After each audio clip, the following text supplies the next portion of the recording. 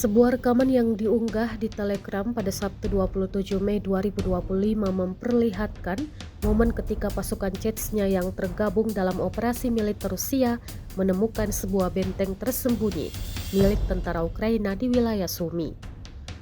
Benteng tersebut yang disamarkan dengan baik hingga terdeteksi dalam patroli udara oleh unit Chechnya. Setelah pos tersebut diidentifikasi, pasukan Chechnya segera melancarkan serangan dengan rentetan granat untuk menghantam pertahanan lawan.